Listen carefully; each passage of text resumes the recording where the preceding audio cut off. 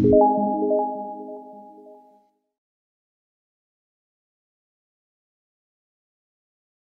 a abrir el libro de San Juan, capítulo 17, versículo 20.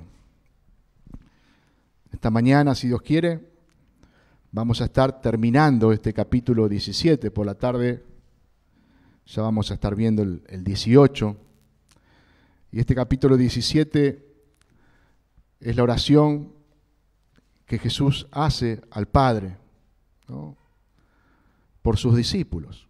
Comienza la oración en los primeros versículos orando para que Él sea glorificado en Dios y Dios sea glorificado en Él. Y luego a partir del versículo 6 comienza a interceder por sus discípulos. Como hemos visto el domingo pasado, Jesús ora para que sus discípulos sean guardados del mal, sean guardados del maligno. También ora por ellos para que el Padre los santifique por medio de la palabra, por medio de la verdad. Y a partir de este versículo 20, Jesús va a orar por la unidad de sus discípulos. Y no solamente lo va a hacer por los 11 que están ahí con Él en esa noche, sino por aquellos que iban a venir. Jesús no solamente tenía puesta su mirada en esos 11, sino en los miles y miles de discípulos que iban a venir. Por eso, el versículo 20 que hemos leído nos dice: no, mas no ruego solamente por estos, sino también por los que han de creer en mí por la palabra de ellos. Pensaba, qué maravilloso lo que pasó en esa noche, lo que Jesús hizo, hermano. Dios el Padre nos escogió antes de la fundación del mundo. Antes de crear el mundo, ya estábamos en los planes de Dios. Ya Dios nos había escogido para Él. Y al tiempo determinado envió a su Hijo Jesucristo a morir en la cruz del Calvario para redimirnos. Y vemos que cuando esa obra iba a ser completada, horas antes de ir a la cruz, Jesús intercede por sus discípulos. Y no solo ora por ellos, por los que estaban al lado de Él, sino por aquellos que iban a venir. Hermano, Jesús comenzó a interceder por nosotros muchos años antes que nosotros naciéramos. Ya Jesús estaba intercediendo al Padre por nuestra vida. Y esto es algo glorioso. Esto debe llevarnos a una gratitud continua hacia nuestro Dios, a una vida de agradecimiento, una vida que le alabe, que le glorifique a Él. El Padre nos escogió en la eternidad pasada. El Hijo nos redimió. Y antes de completar su obra perfecta, comenzó a interceder al Padre por nosotros, hermano. Y aún sigue intercediendo al Padre por nosotros.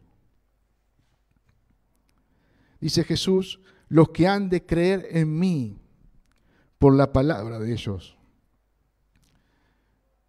Y vemos acá que no se refiere a la palabra de sus discípulos en sí, sino a la palabra que el Espíritu Santo les revelaba, la palabra que Jesús les había revelado acerca del Padre.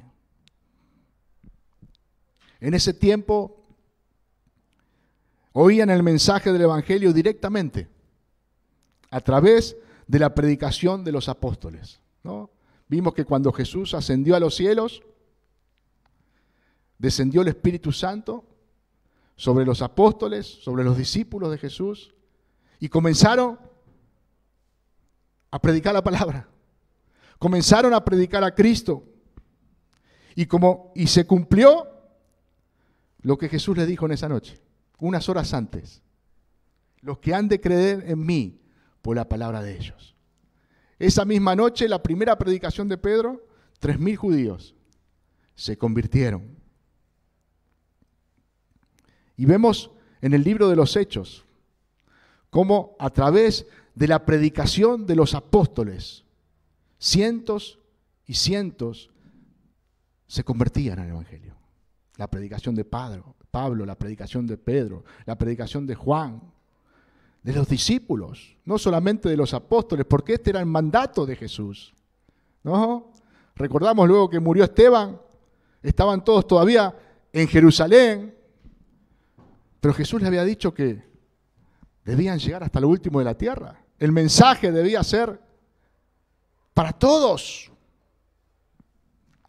Y fueron esparcidos, solamente los apóstoles se quedaron ahí en Jerusalén y todos los demás discípulos fueron esparcidos por diferentes ciudades a predicar el Evangelio. Y estos apóstoles, hermanos, escribieron el Nuevo Testamento, lógicamente inspirados por el Espíritu Santo, como toda la Biblia, pero fueron ellos que escribieron el Nuevo Testamento, junto con Marcos, con Lucas. Y es la palabra, solamente la palabra de Dios, la que puede transformar la vida del hombre. No es una palabra humana. Nuestra palabra no tiene poder, hermano. Nuestra palabra no transforma y no cambia a nadie. Nuestra palabra no produce fe. La única que produce fe es la palabra de Dios. Romanos nos dice, así que la fe es por el oír y el oír por la palabra de Dios. Es la palabra de Dios la que obra en los corazones, la que da vida a aquellos que están muertos, hermano. Por eso nosotros debemos predicar su palabra. Debemos anunciar el Evangelio. Porque este mandato no solamente fueron para los apóstoles y para los discípulos que estaban ahí con Jesús, sino que fue para todos sus discípulos. Así como la oración de Jesús fue para nosotros también, el mandato que Jesús dio antes de ascender a los cielos es para nosotros también. Predicar el Evangelio a toda criatura, enseñando, haciendo discípulos. Esa es la tarea que tiene la iglesia, hermano. La tarea de la iglesia es predicar el Evangelio, predicar la palabra de Dios, vivirla y hacer discípulos. Muchas veces nos distraemos con otras actividades que parecen muy buenas y muchas lo son, pero no son el mandato de Dios. El objetivo de la iglesia es predicar el Evangelio y hacer discípulos. Esa es la tarea que Dios dejó para su iglesia. Jesús oraba al Padre por los discípulos que estaban con Él y por los que iban a venir. Por eso, el versículo 21 que hemos leído nos dice, para que todos sean uno, como tú, oh Padre, en mí y yo en ti, que también ellos sean uno en nosotros, para que el mundo crea que tú le enviaste. Vemos cuál era el propósito por el cual Jesús oraba por sus discípulos. Para que sean uno. Jesús estaba orando por la iglesia universal. No la de los brasileros, no. Por su iglesia en el redondez de la tierra. Jesús no estaba pensando en alguna denominación particular, hermano. ¿No? La denominación es algo que el hombre impuso, no que Dios ha impuesto. Jesús estaba pensando en su iglesia. hombres y mujeres de todo el mundo que han creído en Él, que creen en Él y que creerán en Él como el unigénito Hijo de Dios. Jesús oraba por estos. ¿Para qué oraba? Para que sean uno. Para que sean uno. Hermano, todos los que estamos en Cristo, no solamente estamos unidos a Él, sino que estamos unidos como hermanos. Estamos unidos como hermanos. Es una unidad espiritual, hermano. Es una unidad que no proviene de nosotros, sino que proviene de Dios. El Espíritu Santo, aquel que nos da vida, es aquel que nos inserta en el cuerpo de Cristo, que es la iglesia. Y Jesús acá oraba por la iglesia en general, por todos aquellos que iban a creer en su nombre. Hermanos, nosotros debemos orar también por la iglesia en general. No encerrarnos solamente en nosotros mismos acá. Es importante porque este es el lugar donde practicamos esto. Y ahora lo vamos a ver. ¿Dónde practicamos la unidad nosotros? En este lugar, hermano. Yo no estoy unido, no puedo tener comunión con un hermano en China. No puedo, solamente virtualmente, pero no puedo compartir como compartimos nosotros. Y en la iglesia local es donde practicamos esta unidad en Cristo. Pero nuestro deber es orar por todos los hermanos. Dios tiene pueblo en todo el mundo y debemos orar por ellos. Debemos ocuparnos. Hermanos, nosotros no somos los responsables de crear la unidad, pero sí somos los responsables de cuidar la unidad. La unidad es algo que Dios, por medio de Cristo y el Espíritu Santo, ha hecho. Pero nosotros debemos cuidar la unidad que Él nos ha dado. Efesios, busquen en este pasaje. Efesios capítulo 4. De paso no se le congelan los dedos. Efesios 4:1. Tendríamos que hacer, ¿vieron cuando hace mucho calor en las canchas de fútbol? Cada tanto paran el partido para que los jugadores vayan a tomar agua. Cada 10 minutos tendríamos que parar, se levantan, empiezan a caminar, algunos abrazan al chino. Así podemos, ¿no? Porque el estar sentado sé que es complicado, pero bueno, que Dios nos dé su gracia para poder estar atento a su palabra. Efesios 4:1. Yo pues, preso en el Señor, os ruego que andéis como es digno de la vocación con que fuiste llamado, con toda humildad y mansedumbre, soportándoos con paciencia los unos a los otros en amor, solícitos en guardar la unidad del Espíritu en el vínculo de la paz, un cuerpo y un espíritu, como fuiste también llamados en una misma esperanza de vuestra vocación, un Señor, una fe, un bautismo, un Dios y Padre de todos, el cual es sobre todos y por todos y en todos. Pablo nos está hablando de la unidad, hermano. Y fíjense cómo comienza. Dice, dignos de la vocación con la que fuiste llamados. Hermanos,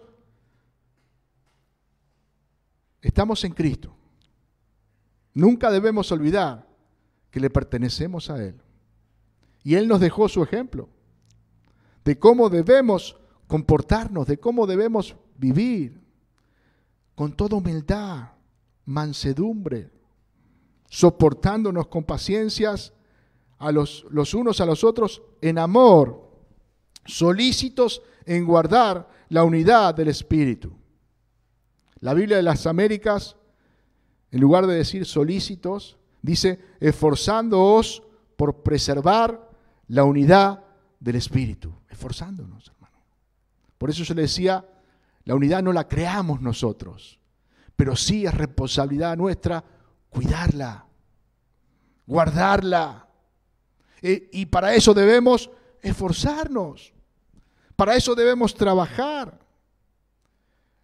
La Nueva Traducción Viviente dice: hagan todo lo posible por mantenerse unidos en el Espíritu. Hagan todo lo posible.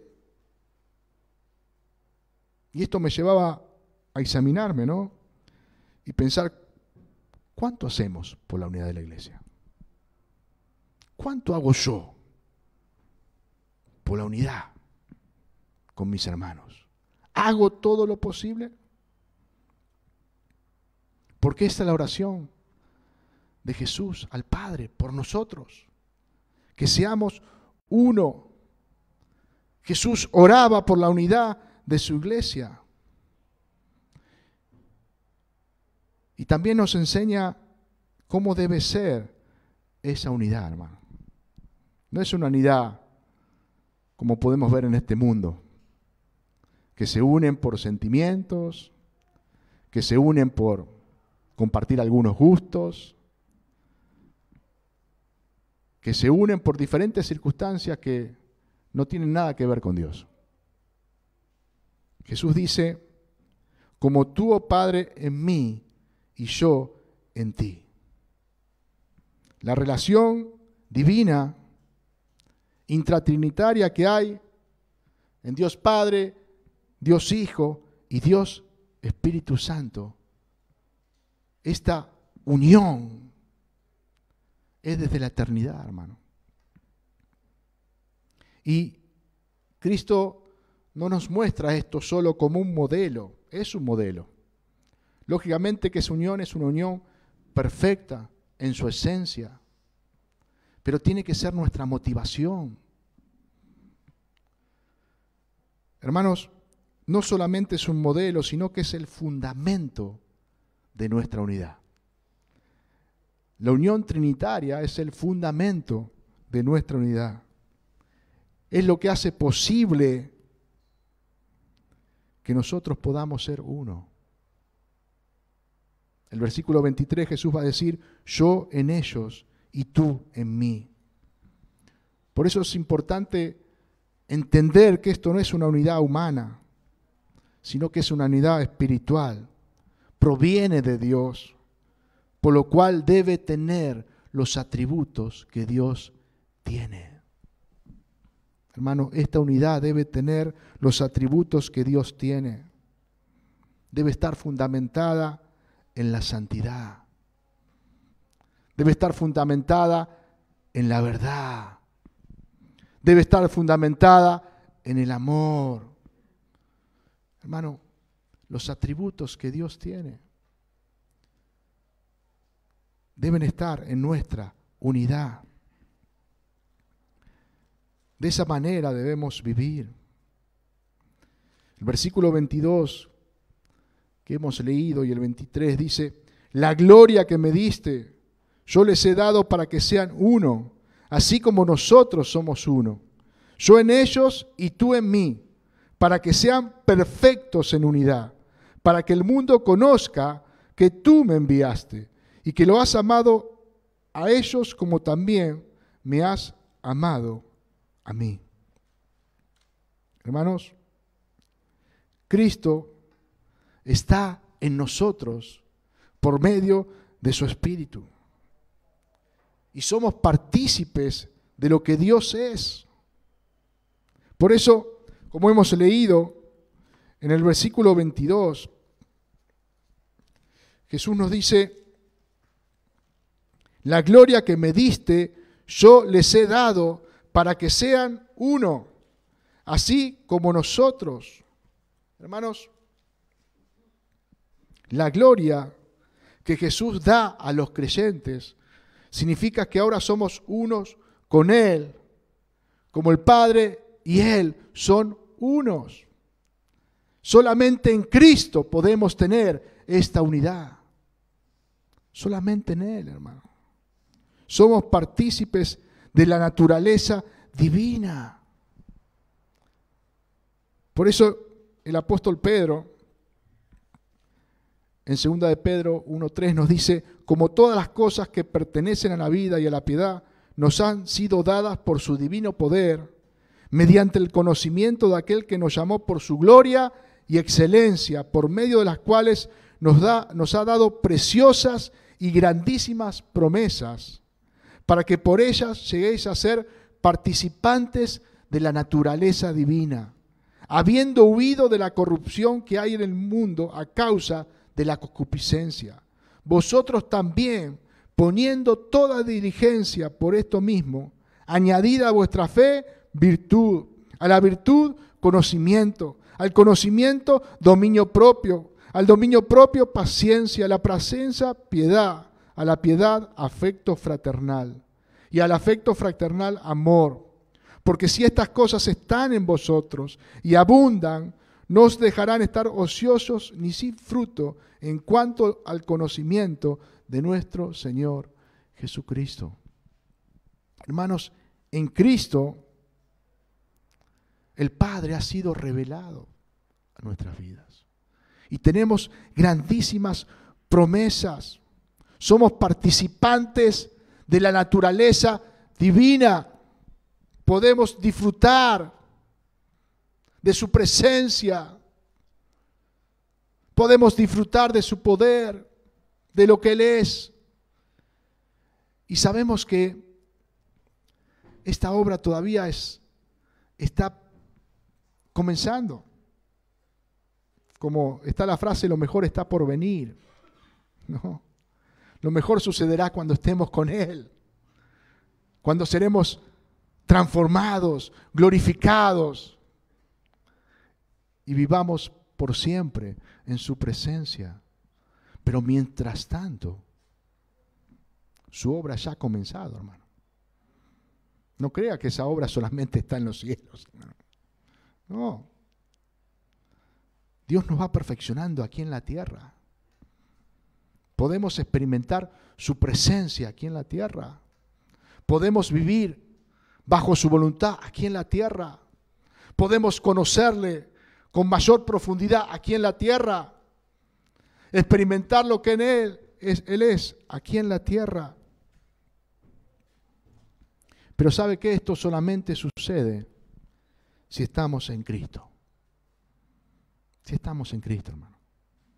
Si realmente perseveramos en Él, podemos disfrutar lo que Él es y podemos alcanzar la unidad por la cual Cristo oraba al Padre. Tristemente muchos buscan la unidad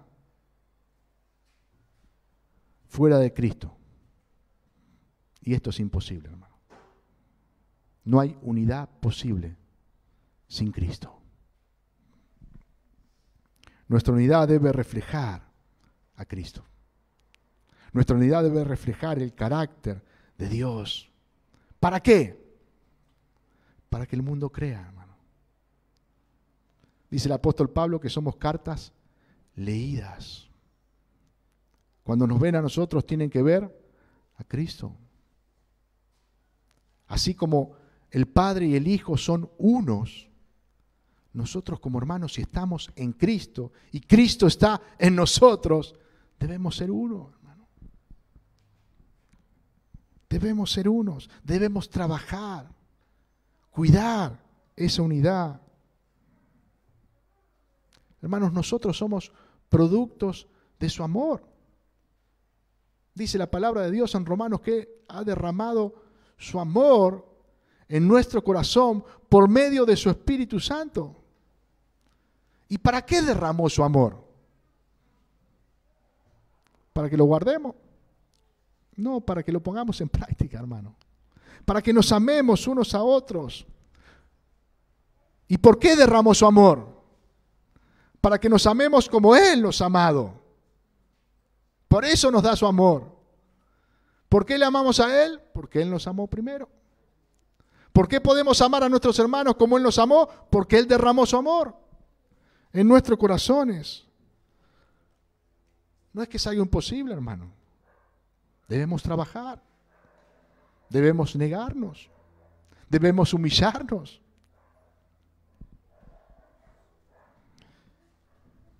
Y sabe que esta unidad, como decía en un principio, se pone en práctica acá. ¿No?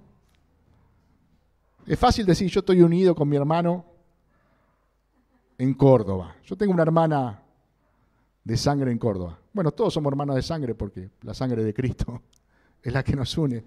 Pero tengo una hermana en Córdoba. Y sabe que no me peleo nunca. Si no la veo nunca, pobre. Pero tengo hermana acá más cerca. Y me peleo todo. No. Pero hermanos, acá, en la convivencia, en el trato, es donde tenemos que trabajar por la unidad.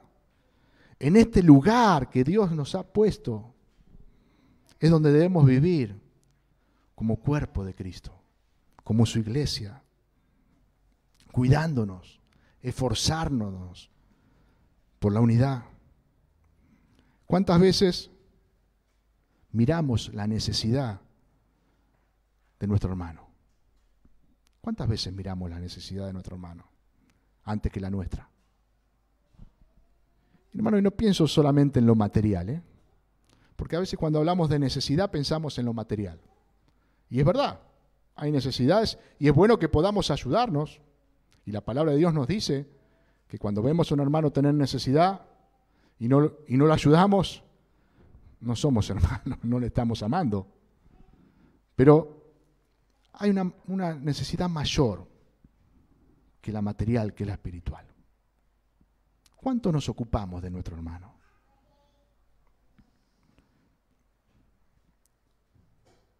¿Nos ocupamos de su necesidad espiritual? Busquemos en Gálatas. Vamos a ver un ejemplo. Gálatas capítulo 2, versículo 11.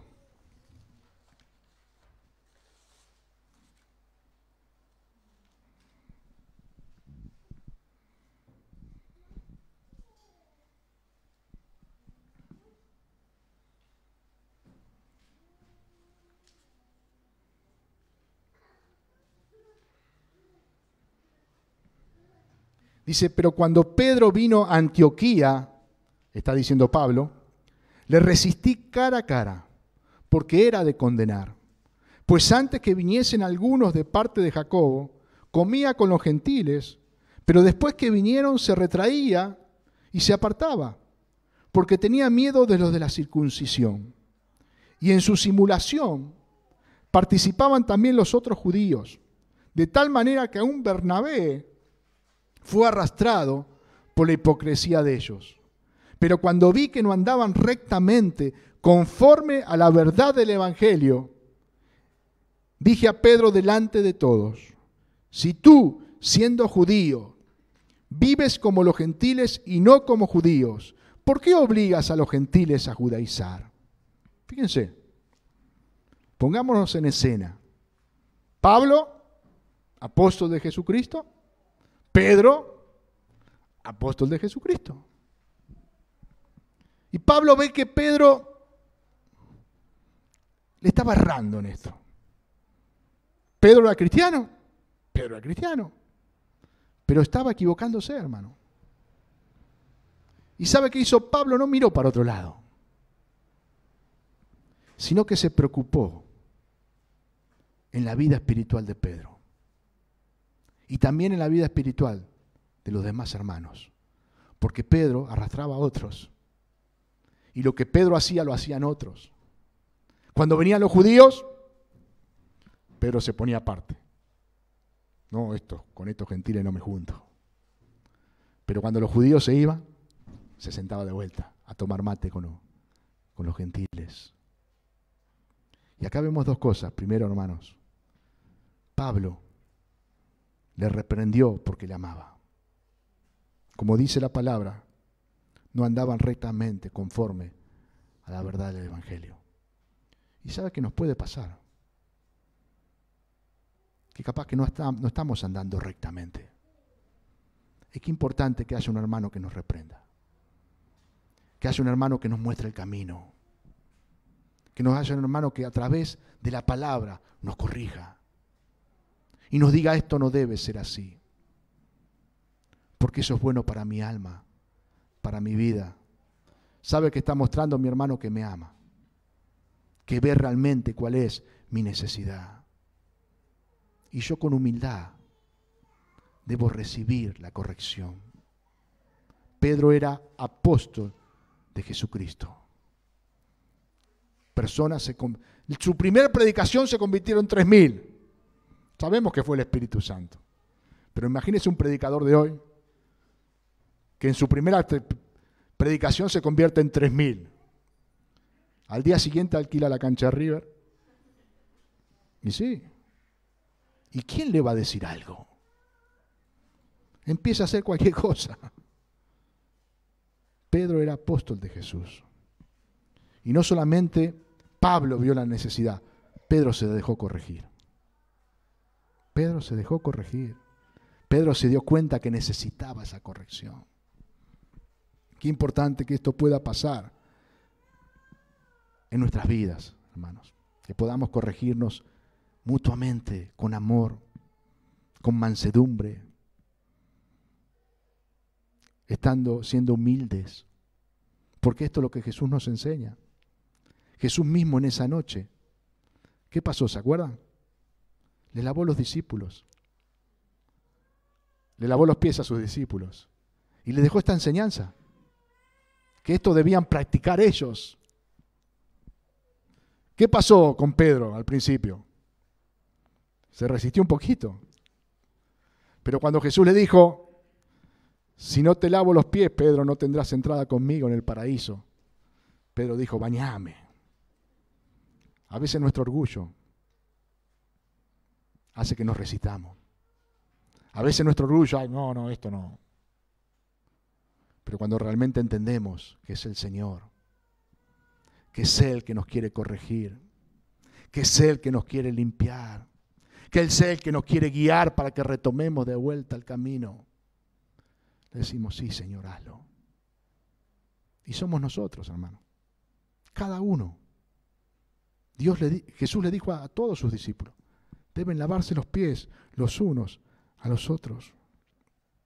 Por eso en esta mañana, hermano, debemos preguntarnos, ¿estamos trabajando para la unidad? ¿Estamos ocupándonos de la necesidad de nuestro hermano? ¿Amamos realmente a nuestros hermanos como Cristo nos amó a nosotros? ¿Nos ocupamos de nuestros hermanos como Cristo se ocupa de nosotros? Hermano, más de 2000 años antes que naciéramos, Jesús ya estaba intercediendo al Padre por nosotros. Y sigue siéndolo aún. Sigue intercediendo por nosotros, hermano. Por eso qué importante que podamos entender esta palabra. ¿Cuántas veces nos enojamos con algún hermano por alguna situación y ya no le hablamos? Y no queremos perdonarle. Hermanos que se van de una iglesia a otra y no entienden que están en el cuerpo de Cristo. No entienden lo que Cristo hizo. No entienden el mandato que Dios le ha dejado. Hermano, si yo no puedo perdonar a mi hermano, si yo no puedo amar a mi hermano, yo debo preguntarme, ¿estoy en Cristo? Esa es la pregunta que debo hacerme. ¿Estoy en Cristo? ¿Está Cristo en mí?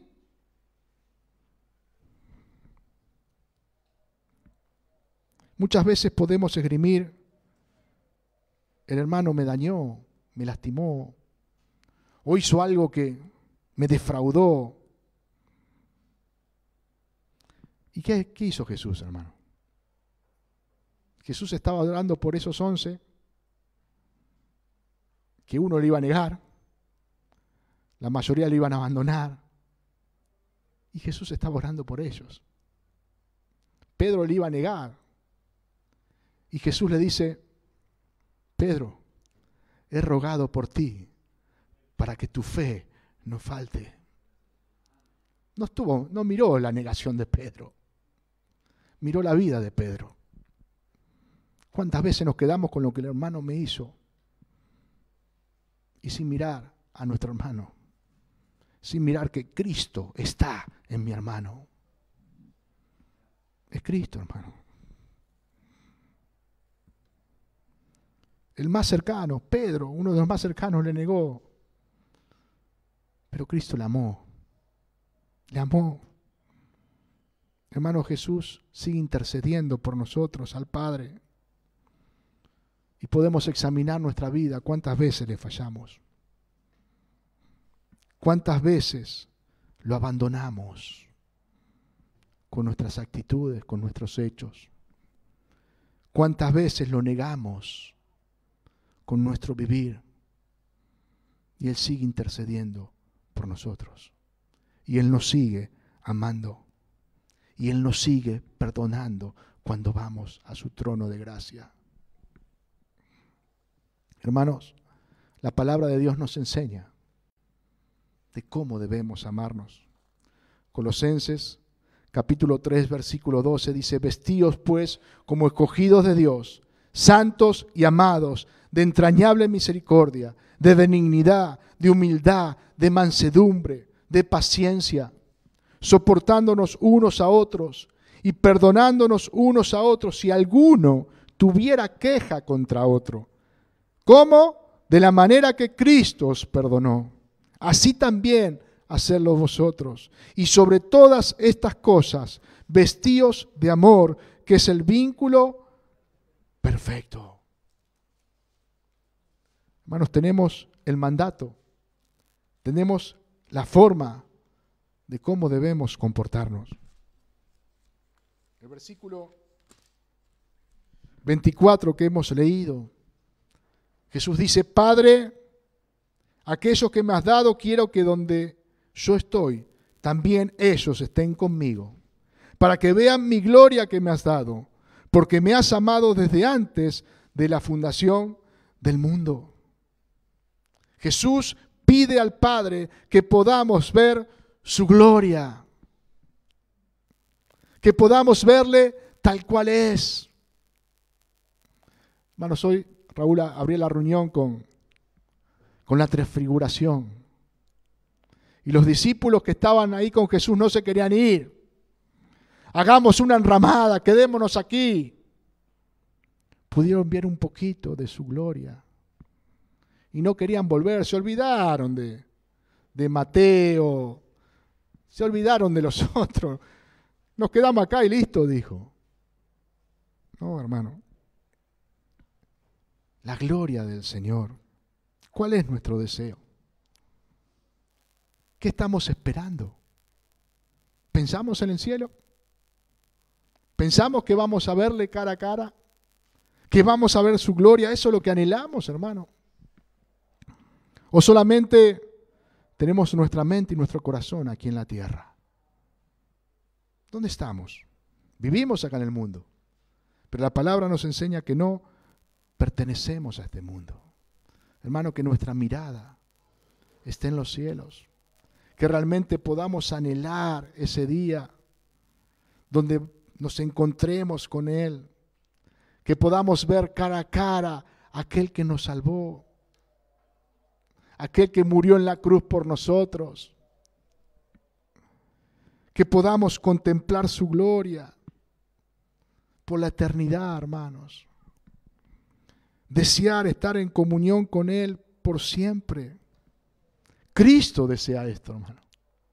Por eso ora al Padre para que nosotros podamos contemplar su gloria.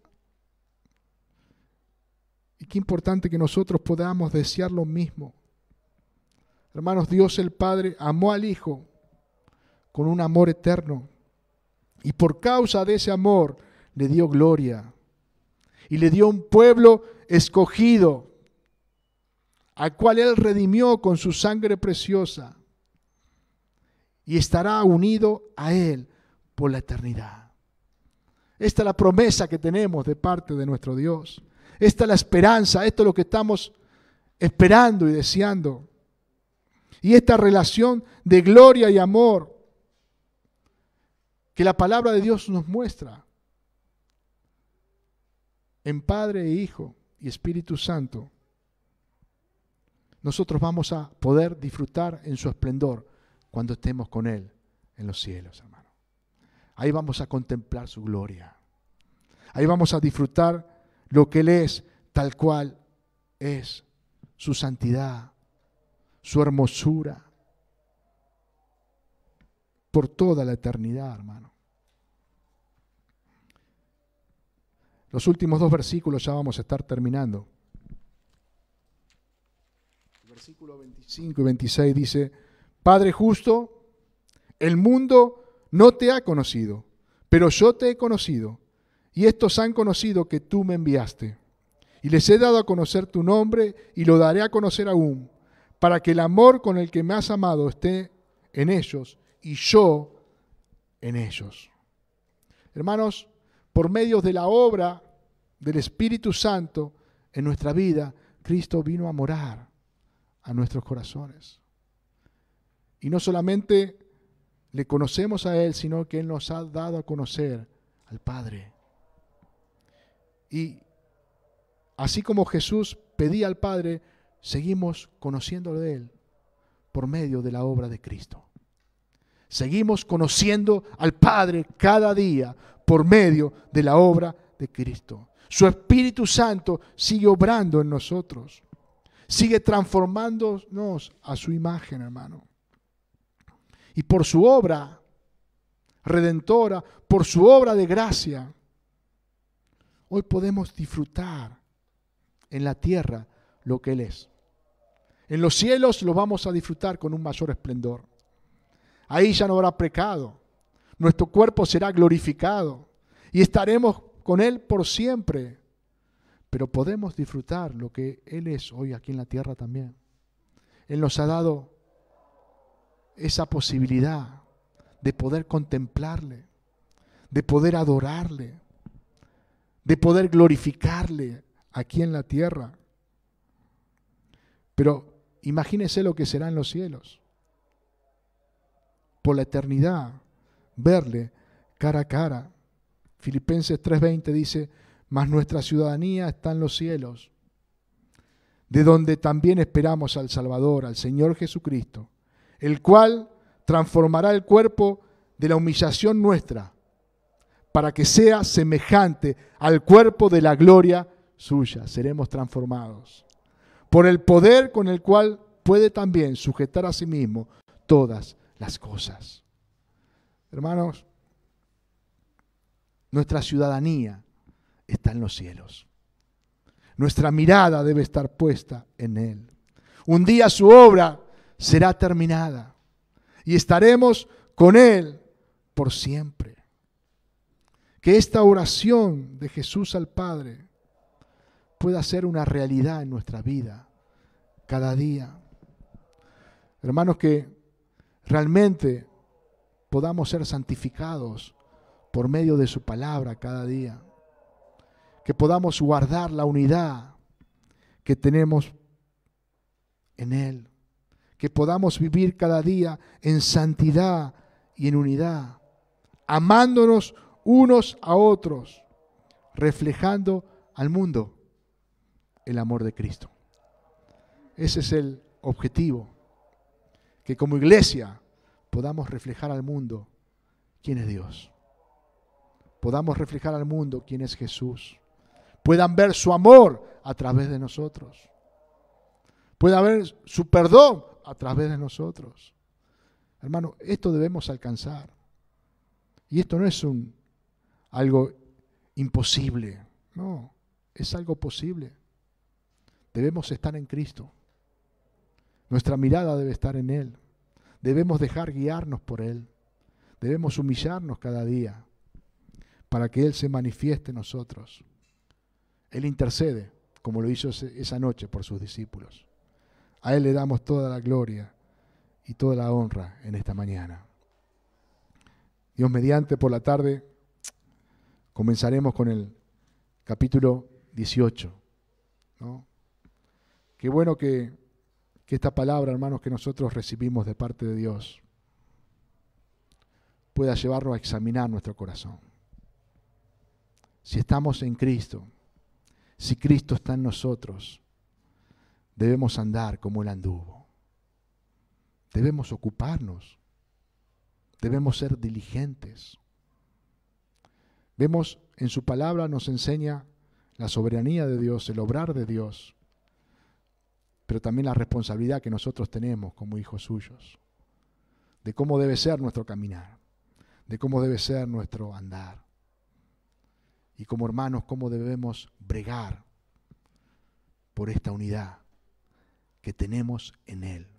No se olvide, si tenemos esta unidad es por Él, y debemos cuidarla, y debemos preocuparnos por ella, trabajar por ella.